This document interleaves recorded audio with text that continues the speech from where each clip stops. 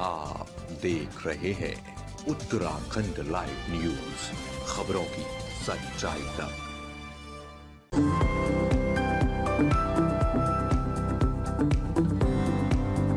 नमस्कार, आप देख रहे हैं उत्तराखंड का number 1 digital channel Uttarakhand live news. मैं हूं आपके साथ अंजलि। चलिए रुक करते हैं खबरों की ओर। कांग्रेस का बीजेपी पर आरोप। लोकसभा चुनाव के लिए बीजेपी इस बार 400 के पार का नारा दे रही है। बीजेपी के इस नारे पर कांग्रेस ने सवाल उठाते हुए बीजेपी और आरएसएस पर हमला बोला है। कांग्रेस के उत्तराखंड प्रदेश अध्यक्ष करण माहरा ने बीजेपी और आरएसएस पर गंभीर आरोप लगाते हुए कहा कि इन्होंने भारत के संविधान को स्वीकार नहीं किया है। कांग्रेस अध्यक्ष ने कहा कि बीजेपी के नेता अपने बयानों में कह रहे हैं कि हमें संविधान को बदलने के लिए 400 से अधिक सीटें चाहिए।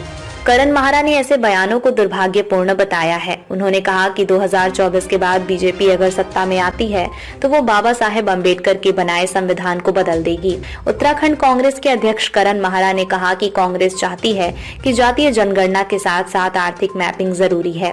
करण माहरा ने केंद्र सरकार पर आरोप लगाते हुए कहा कि देश के 23 से 24 लोगों के लिए 16 लाख करोड़ रुपए कर्ज बीजेपी सरकार माफ कर चुकी है। साथ ही आज जिस तरह से देश की सरकारी संस्थाओं को लगातार प्राइवेटाइजेशन किया जा रहा है, जिससे मध्यम वर्ग के लोगों के सामने संकट पैदा होने लगा है। देखिए, समय समय पर जब अमेंडमेंट किए जाते हैं किसी भी रूल में या कोई नया कानून बनाया जाता है तो उस समय की आवश्यकता के अनुसार बनाया जाता है और समय समय पर चीज़ें परिवर्तित होती रहती हैं। इस समय देश के संविधान को भारी खतरा है, क्योंकि बीजेपी के सांसद ही इस बात को कह रहे हैं कि 2024 के चुनाव में 400 का संख्या पार करते ही हम बाबा भीमराव अंबेडकर के संविधान को बदल देंगे, और ये बड़ी चिंता का विषय है।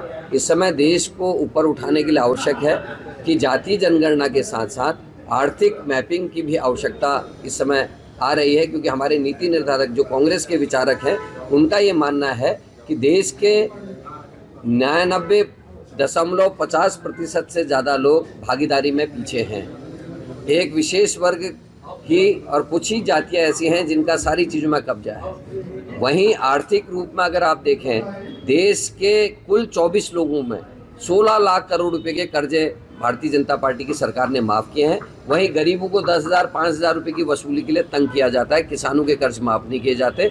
तो ये अपने आप में एक चिंता का विषय है। इसीलिए हमारे राहुल गांधी और आदरणीय खड़गे जी ने नारा दिया है, जिसकी जितनी भागीदारी उतनी उसकी हिस्सेदारी होनी चाहिए। और साथ में आर्थिक मैपिंग की बात भी इसलिए की गई है कि सबको बराबर बढ़ने का, सबको बराबर विकसित होने का अधिकार इस देश में प्राप्त हो, और इसके लिए ये दोनों कार्य आवश्यक है और दोनों सामने साथ चलें, आर्थिक मैपिंग भी और जातीय जनगणना।